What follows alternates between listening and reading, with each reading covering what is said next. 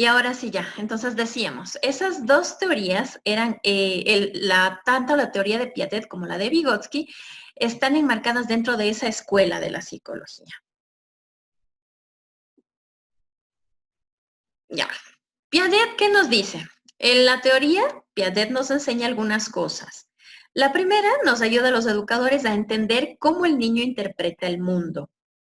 Siempre cómo interpreta el mundo en el sentido de que nos da a nosotros una variedad de edades en las que podemos nosotros mirar al niño y decir, según Piaget, él me da algunas características, no solamente en una edad específica, sino en varias edades.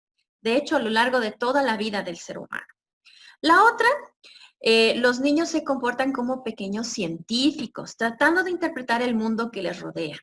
Si por ende yo soy científica, ¿me va a gustar que me digan las cosas y me las voy a creer? Pues obviamente no. Si soy científico, me va a gustar descubrirlas yo misma. Tratar de descubrir, mirar qué pasa con ese aprendizaje, ¿sí? Tiene su propia lógica y su propia forma de conocer las cosas. Y por esas mismo es que nosotros como educadores debemos conocer cuál es la lógica y cuál es la forma de conocer de una determinada edad. No va a ser la misma lógica si yo tengo un niño de 2 años que la misma lógica que si tengo uno de 4 o 5 años, ¿verdad? Y esas son las pautas que nos da a nosotros Piaget con esta teoría. Sigue patrones del desarrollo conforme van alcanzando su madurez e interactúan con el entorno. Los niños van a tener patrones específicos según en qué etapa del desarrollo se encuentren. No va a ser igual la misma característica de una etapa previa y una subsiguiente. En la teoría también Piaget nos dice que el desarrollo cognitivo no solo consiste en cambios cuantitativos, es decir, que mi niño ya sabe sumar y restar, no solamente en cuanto a cantidad, sino también en cuanto a una calidad en actitudes, en habilidades, no solamente en el conocimiento, ¿ya? Todos los niños pasan por esas 4 etapas y es importante, es imposible que no se puede omitir ninguna de esas etapas o estadios del desarrollo. Todos debemos pasar por esas 4 etapas.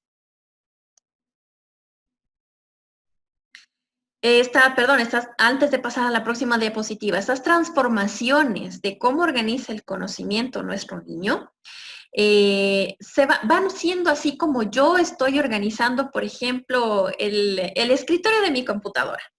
Si yo tuviera todo el escritorio desordenado, podría encontrar algo dentro de, qué sé yo, si tengo ahí 10,000 tareas de psicología, podría encontrar la que era para el día de hoy. Carol Estrella. Si yo te activa el micrófono ahorita, Carol. ¿Me escucha? Ajá, sí, la escuchamos. Si yo tuviera en este momento mi escritorio todo así desordenado, con un montón de cosas por aquí, por allá, más abajo y por todo lado, ¿podría yo encontrar dónde estaba la tarea de hoy? No. Ok, sería un caos, ¿no es cierto? Asimismo pasa con esas estructuras, se van reorganizando en carpetitas. Entonces, usted ya pone en el escritorio del computador por aquí una carpetita que diga psicología, por acá un entorno de diversidad, por acá otra puericultura y así sucesivamente, ¿verdad? Sí. Listísimo. Entonces voy a jugar con Alexandra, Carol y María José y Bujes. Activen las 3, por favor, el micrófono en este momento. Ya, Licen.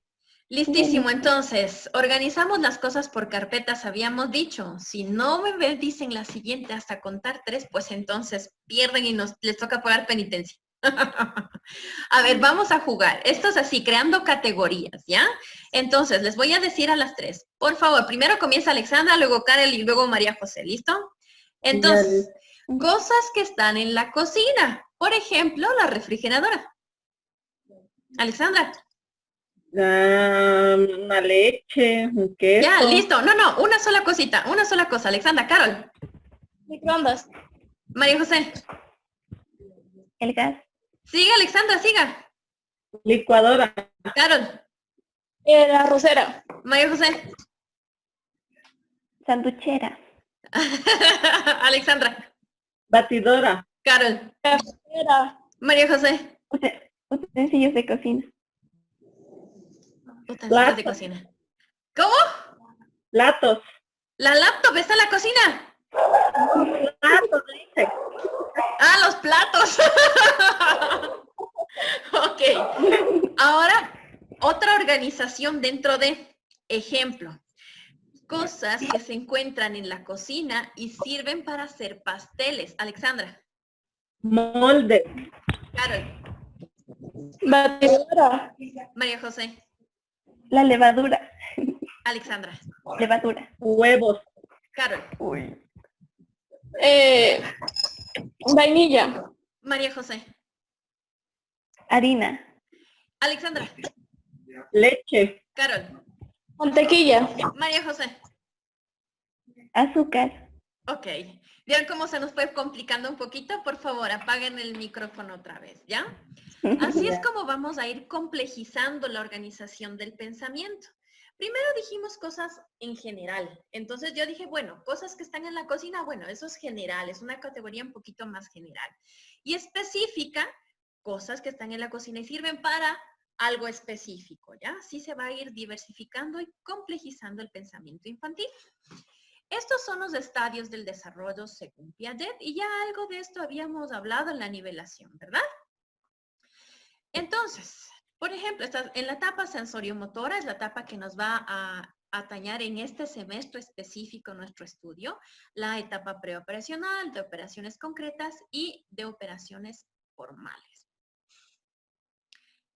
Como decíamos, ninguna de esas etapas puede ser obviada, tienen que pasar sí o sí por esas etapas extra. A ver, y estos son los principios fundamentales de esta teoría. La organización. Los esquemas de conocimiento se integran y se reorganizan creando sistemas mucho más complejos, así como el de los utensilios de cocina, ¿sí? Cada vez se van a ir complejizando un poquito más. Y el otro es la adaptación. Nos dice que los esquemas de pensamiento se dan a través de la asimilación y acomodación. En el primero, que es la asimilación, nosotros vamos a ir moldeando la información. Y en el segundo, que es la acomodación, se irá modificando la información que teníamos. Como nosotros somos pequeños científicos, pasa que vamos encontrando algunos desequilibrios en nuestro sistema previamente existentes. Por ejemplo, yo ya conocía cuáles eran los utensilios de cocina, pero ahora resulta que no sé cuáles son específicos para realizar pasteles. Entonces, lo que me pasa es que voy a ir reorganizando los sistemas. Yo encuentro, ya tengo un sistema bien ordenadito, pero en ese sistema yo encuentro que hay una falla, que ya no es viable mi mismo sistema. Entonces, cuando yo encuentro una falla como científico, es un desequilibrio. Y ahí es donde debe empezar a actuar esta adaptación con los procesos de asimilación y después acomodación. Los mecanismos de desarrollo, según Piaget, del desarrollo cognitivo intervienen 4 factores. El uno es la maduración de las estructuras físicas que son heredadas. Esa maduración de estructuras físicas sobre todo se refiere al sistema nervioso. Mientras más mi sistema nervioso va evolucionando, va madurando, yo iré creando más conexiones interneuronales, mis neuronas se irán recubriendo de mielina, irán siendo mis transmisiones mucho más rápidas y por ende mi pensamiento mucho más complejo. El segundo son las experiencias físicas vividas con el ambiente. ¿Alguna experiencia física vivida con el ambiente? Patricia, Moreta y Claribel. Van a prender las dos el micrófono en este momento, por favor. Listo, Licen. Listísimo. A ver, en cuanto a estas experiencias físicas, ustedes que tienen ya experiencias con los niños más pequeñitos, ¿cómo es eso? Cuando usted les dice a ellos alguna cosa en el ambiente que no lo hagan, ¿qué pasa? Lo hacen, Licen. ¿Cómo qué, Claribel? A ver, cuéntanos. Cuando mi nena era pequeña, le dije que no se meta a una cocha de lodo. Y ella lo hizo para saber Ok. experimentar lo que era meterse ahí. Así mismito. El lodo es cochino, eso te manchas, te ensucias la ropa. Entonces yo Sí. experimento, ¿verdad? Así es como me gusta aprender. Soy un pequeño científico. Patricia, ¿usted alguna de esas experiencias que pueda compartirnos? Uy, no le escuchamos, Pati.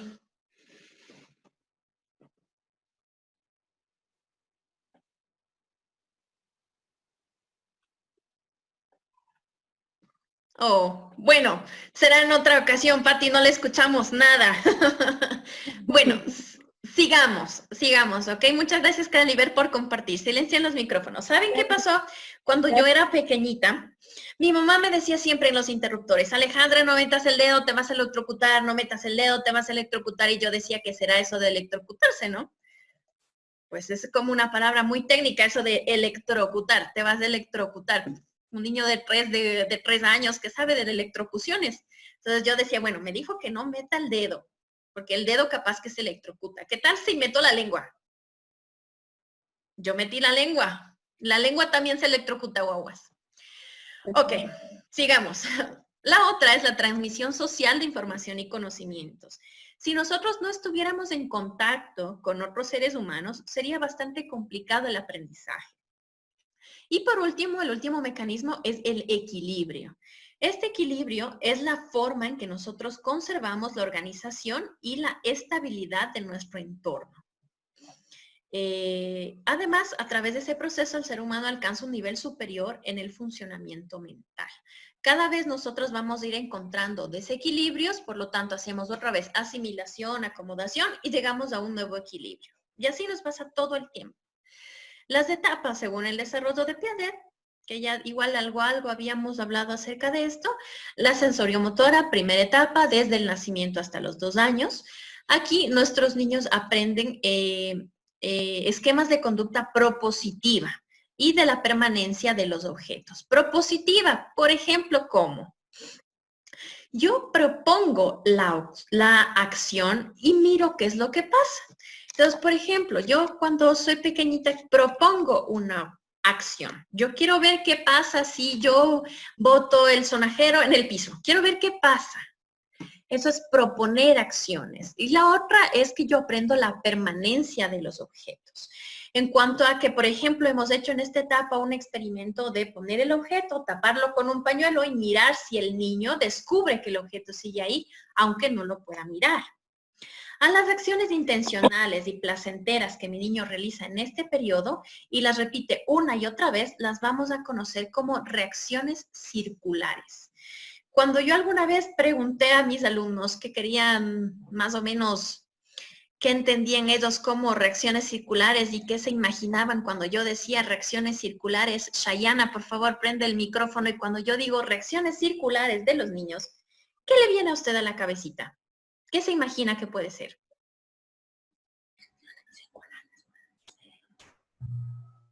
¿Qué se imagina, Shayana? Las reacciones circulares, ¿qué son? ¿Algo redondo? Ok, algo redondo. Salomé. Listen, buenas noches. Acciones que hacen una y otra vez. Listísimo. Que ellos repiten una y otra vez. Apaguen los micrófonos. ¿Saben por qué las repiten? Porque les generan placer. En este tiempo, o sea, placer de tipo, no de ese tipo de placer. Les genera gusto por hacer algo. Por ejemplo, los niños del siguiente periodo, desde los 2 a los 4 años, van a repetir las películas una y otra vez, muchísimas veces, y van a querer ver esa misma película, porque se hace algo predecible. Y eso es lo que a ellos les gusta, ¿sí? Que las cosas sean predecibles, que tengan un orden específico y que ellos sepan de lo que se trata. En este periodo de aquí, las reacciones circulares se tratan justamente de lo que ellos repiten una y otra vez. Y tenemos reacciones circulares primarias, secundarias y terciarias. Las reacciones circulares primarias recaen siempre sobre el propio cuerpo. ¿Qué tal que a mí me agradó muchísimo mirar y reconocer? Porque cuando nosotros nacemos no sabemos que estas extremidades son nuestras. Miramos hacia arriba un par de manos blancas que se mueven y decimos, wow, qué lindura, y sigo mirándolas. Esas acciones recaen sobre mi propio cuerpo porque es una acción que me agrada. Las reacciones circulares secundarias ya recaen sobre otros objetos, sobre objetos del medio. pero con escaso margen de acomodación. O sea, todavía yo no pongo eso en mi sistema de pensamiento. Y de hecho, desestimamos del todo los obstáculos que existan para la asimilación de nuevos conocimientos. Solamente quiero experimentar con objetos del medio. Todavía no estoy haciendo ni asimilación ni acomodación. Y en las reacciones circulares terciarias, en cambio, yo ya haré asimilación, pero con una cierta rigidez en la acomodación, ¿sí? Igual con objetos del medio. La siguiente etapa, y ahorita estamos mirándoles así estas etapas como someramente, ¿no? Un poquito al vuelo y a la pasada. Lo que nosotros vamos a estudiar todo el semestre es la etapa anterior, el pensamiento sensorio-motriz. Ahora, vamos a ver el preoperacional de los 2 a los 7 años para tener una idea de, el próximo semestre ustedes en segundo mirarán este periodo de 2 a 7 años. ¿Qué van a tener aquí nuestros niños como características? Tienen la capacidad de pensar en objetos, hechos o personas que están ausentes. Y es justamente esto lo que va a marcar el inicio de esta etapa específica. Empiezan a emplear palabras, números, gestos e imágenes. Formulan también teorías de tipo intuitivo. Jordan, por favor, prenda su micrófono y nos dice, ¿qué es para usted una teoría de tipo intuitivo? Si yo digo intuición, ¿qué será eso? Por lo menos algo que tengo una idea o algo. Eso, que tengo una idea de qué puede pasar. Si yo le digo, Jordan, ¿qué pasa si yo arrojo una piedra en un vidrio? Se va a romper. Pero es una teoría intuitiva, ¿sí? Yo no he hecho en este momento el ejercicio de realmente tirar la piedra y mirar lo que pasa. La propositiva se daba en el periodo anterior. Si yo hubiera estado en el periodo anterior sensorio-motriz, yo hubiera tirado la piedra para ver qué pasa. Propongo una opción y miro lo que pasa. Aquí ya formo una teoría de tipo intuitivo, ¿no es cierto? Que me estoy imaginando. Muchas gracias, Jordan. Las principales limitaciones en esta etapa específica son el egocentrismo, la centralización y la rigidez del pensamiento. Natalie, ¿qué será el egocentrismo? Natalie Cabrera. Prenda el micrófono primero. Eso. Ya. Puede ser por el ego, por ser alguien más importante. Ok, considerarse como el más importante, ¿verdad? Sí, así. Ok, Melanie, por favor, ¿qué será la centralización? Melanie Tatés.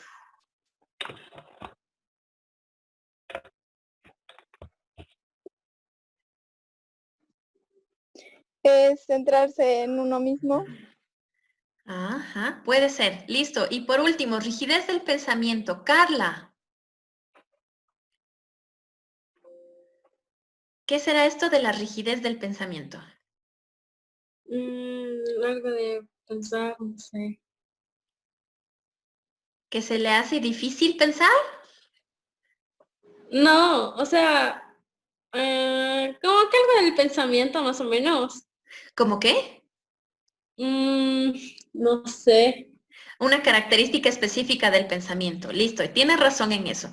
Muchas gracias. Apaguen sus micrófonos. A ver, las principales limitaciones en este periodo. Primero, el egocentrismo. Esta es una característica que no les permite a los niños pensar como otra persona. Por ejemplo, si mi comida favorita es la pizza, entonces yo no puedo entender cómo la comida favorita de Alexandra o de Melanie sea, qué sé yo, el ceviche de camarones. No puedo entender porque no me puedo poner en su punto de vista. Solamente existe mi propio punto de vista. Ese es el egocentrismo.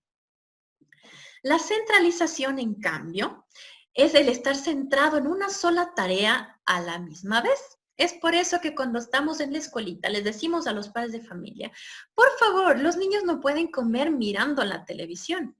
Existen características propias del pensamiento infantil y esta es la centralización, nos permite centrar nuestra atención en una sola tarea al mismo tiempo. Y si yo estoy comiendo, no puedo mirar la tele. Y si yo estoy haciendo la tarea, no puedo mirar la tele. ¿Ok? Porque no haré ni la una ni la otra bien. Tengo una característica del pensamiento que se llama centralización. En el periodo que viene también tienen esta característica de pensamiento, aunque ya están en los últimos rudimentos de. Si yo tengo centralización, entonces podré hacer una sola cosa a la vez. Después voy teniendo otra característica que se llama descentralización, y esta es característica del sexo femenino. Y nosotros podemos estar en la clase virtual, estar haciendo la tarea de otra asignatura, mirando al niño, dándole de comer al esposo y así sucesivamente, ¿verdad? Jordan, no es por desestimar, pero pues máxima característica femenina. Y por último, la rigidez del pensamiento, que es otra limitación de este periodo específico, es el hecho de que ellos no puedan revertir los procesos. Si yo ya adicioné elementos, es decir, ya sumé 3 más 2, no puedo entender cómo le voy a restar otra vez unos 4, ¿sí? Aunque en este periodo ya intentamos insertar la enseñanza de la resta sin llevada, para nuestros niños todavía es un poquito complejo, porque la limitación del pensamiento es la irreversibilidad. No, los procesos no pueden revertirse. Si yo, supongamos que yo tengo un vaso gordo con agua y tengo uno delgadito al que le voy a echar esa misma agua. Ya puse el agua del vaso gordo allá y mi niño no puede entender ahora cómo voy a hacer el proceso contrario, ¿sí? La reversión de procesos, esa es la rigidez del pensamiento. La siguiente etapa, preoperacional, desde los 7 hasta los 11 años. Aquí nuestro niño ya empieza a reflexionar acerca de algunas cosas. Aparecen operaciones mentales como la clasificación, seriación y conservación. Y es por eso que aquí nosotros ya podemos empezar a enseñar multiplicación, división, geometría y ese tipo de cosas con un pensamiento lógico-matemático mucho más avanzado. El pensamiento aquí ya tiene un poquito menos de rigidez y mayor flexibilidad. Y por último, la etapa en la que nos encontramos todos, la etapa de operaciones formales, desde los 11 años en adelante. Pueden pensar en objetos abstractos, en eventos y en conceptos que no están presentes en este momento. Nosotros estamos estudiando los estadios del desarrollo, pero para estudiar, por ejemplo, el primer estadio del desarrollo sensoriomotor de niños de 0 a 2 años, ¿necesitamos tener al niño aquí físico y tocarlo y todo? No, ¿verdad? Es un concepto ya abstracto, no necesitamos que él esté presente aquí.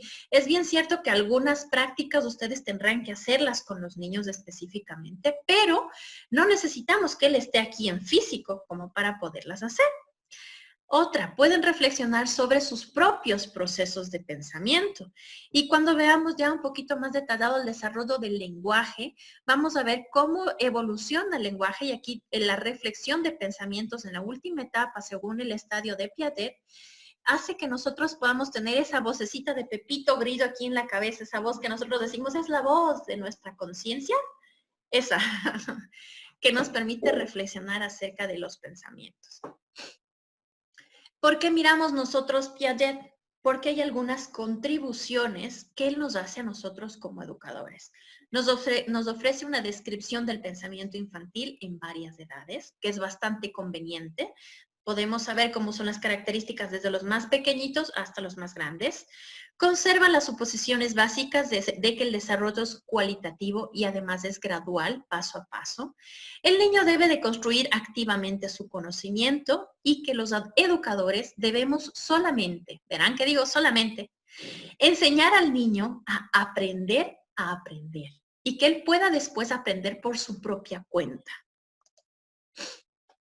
Las actividades de aprendizaje deben adecuarse al nivel de desarrollo conceptual y yo podré enseñarle multiplicaciones a un niño de 3 años. Jordan, ¿por qué? No, dice, porque todavía no está en capacidad de aprender tan proceso avanzado. Listo, y se debe a las características del pensamiento infantil de esa edad, ¿verdad? Muchas gracias, Sí. Jordan. La interacción con los compañeros contribuye al desarrollo cognitivo y esto es más que obvio. Si pudiéramos nosotros estar en una clase física y hacer algunos ejercicios, por ejemplo, en este que les hice a Alexandra y a sus dos compañeras más al principio de la clase con los utensilios de cocina, hubiéramos hecho, si estuviéramos en sociedad, es decir, en un colectivo de personas, yo les hubiera hecho ese mismo ejercicio, pero con un cerillo, con un fósforo prendido. Entonces yo hubiera dicho, Alexandra, por favor, usted dice una cosa y le pasa el fósforo a la siguiente compañera y así sucesivamente, y la que se queda con el fósforo pierde o se quema el dedo. Este tipo de aprendizajes en sociedad son mucho más constructivos, ¿sí? La función del profesor es de organizar, colaborar, estimular y guiar ese proceso de aprendizaje. En cambio, ya ahora hasta ahí, Piaget, así en general y en todo, le vamos a seguir viendo solamente la parte del estadio sensorio-motor, ¿sí? Es lo que nos vamos a dedicar en la segunda, tercera y cuarta unidad de esta materia. La teoría de Vygotsky, en cambio, les decía, vamos a echar mano de estas dos teorías para poder estudiar las características infantiles. Nos dice que los patrones de pensamiento no se deben a factores innatos, que son producto de instituciones culturales y actividades de tipo social. Los orígenes del pensamiento, el pensamiento se construye, el pensamiento no está en el ambiente ni está tampoco en el niño, se localiza dentro de un contexto, de esos contextos que nosotros habíamos visto en la primera clase de la nivelación. El niño tiene habilidades elementales que sí son innatas, como por ejemplo la percepción mediante los sentidos, vista, oído, gusto, tacto, olfato, y la atención y los procesos de memoria. Estas más adelante se van a transformar en funciones mentales de tipo superior y se logran a través de la internalización de procesos mediante el cual vamos construyendo representaciones internas de acciones externas o de operaciones de tipo mental. La teoría de Vygotsky es muy dada hacia el lenguaje. Él nos dice que el lenguaje hace que nuestro pensamiento se vaya desarrollando. El lenguaje, siendo la herramienta que más influye en el desarrollo cognitivo, presenta tres etapas para Vygotsky: el habla social, la egocéntrica y el habla interna. En cuanto al habla social, netamente lo utilizamos para comunicarnos con el exterior. El habla egocéntrica son autoverbalizaciones. Estoy hablando conmigo mismo. No es un habla social, sin embargo, ese habla se escucha. Es un niño de 4 años, por ejemplo, que va caminando por el jardín de infantes, que ahora ya no es jardín de infantes, es primero de básica, que va caminando en primero de básica y va diciéndose, Alejandra, si tú hubieras comido todo lo que te mandó tu mamá en el lunch, no te hablaría hoy tarde. Y no está hablando con nadie más, está hablando consigo mismo, ¿sí? Y por último, esta habla interna, el habla de la voz de Pepito Grillo que les decía hace rato, dirige nuestros propios pensamientos, nuestra conducta, reflexiona y manipula el lenguaje, igual que en el habla egocéntrica, pero no se escucha. Ella, esa voz interna que está ahí adentro, que no necesito que se escuche, que diga, Alejandra, si te hubieras comido. Listo. ¿Qué es esto de la zona de desarrollo próximo? Para Vygotsky, incluye las funciones que están en el proceso y aún no se han desarrollado. Si estuvimos pendientes en la clase de nivelación, yo les dibujé en la pizarra unas como graditas. Esa era la ZDP, era la diferencia entre lo que mi niño podía hacer con ayuda y lo que él ya podía hacer solo. Representa esa brecha, ese espacio.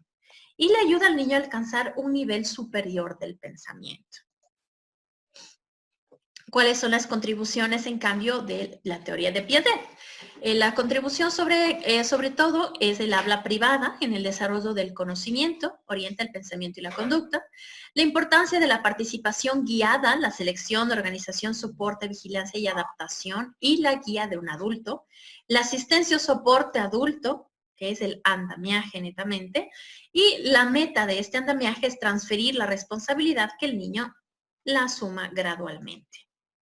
Ese es el andamiaje, la ayuda verbal, la importancia de este andamiaje en sí, son que los niños ya vayan asumiendo las responsabilidades de los nuevos procesos. Es un proceso de acompañamiento. Y hasta ahí la clase de hoy. Les explico la tarea y activamos los micrófonos para que se desbaraten los que tengan problemas. Esta es la investigación y tarea. La primera es la parte de investigación. Deben hacer un organizador gráfico con las características de los niños. Apaga un ratito más el micrófono, porfa. Con las características de los niños en el estadio sensorio-motor. Esta parte no la hemos visto, sino someramente hemos visto creo que 2 o 3 características del sensorio-motor ahorita y de las reacciones circulares. Sin embargo, deben hacer un organizador gráfico con las características de los niños en este estadio del desarrollo. Y el cuadro comparativo, este cuadro comparativo sí lo pueden sacar de estas diapositivas que hemos visto el día de hoy, de las contribuciones de Piaget y Vygotsky a la educación específicamente.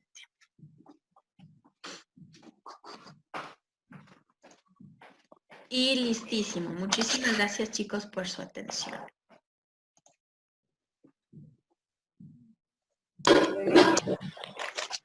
Listen, ¿el deber va a subir a la plataforma? Claro que sí, el deber va a estar en la plataforma. Listen, ¿puede repetir lo del organizador gráfico? Justo me interrumpieron por... Ok, el organizador gráfico deben hacerlo de las características de los niños en el estadio sensorio-motor.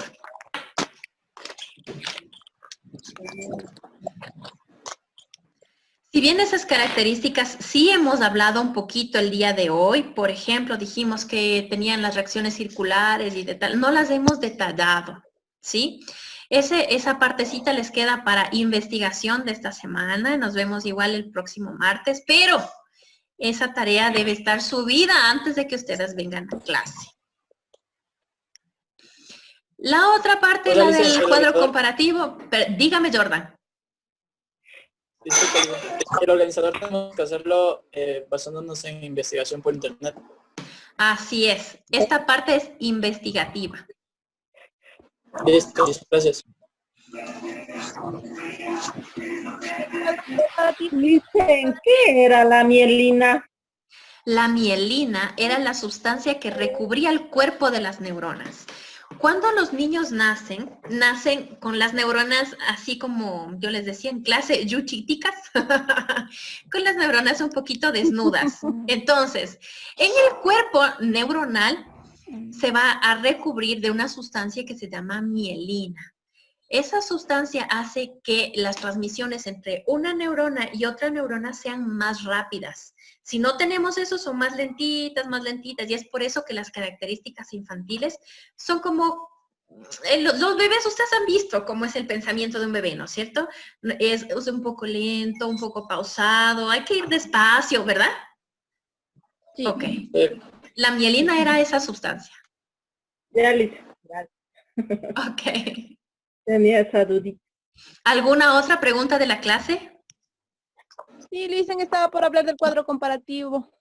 Del cuadro comparativo sí lo pueden sacar de las diapositivas que hemos visto ahora, porque sí hemos visto tanto contribuciones a la educación de Piaget como contribuciones a la educación que ha hecho Vygotsky. Sí la pueden sacar de la clase de hoy.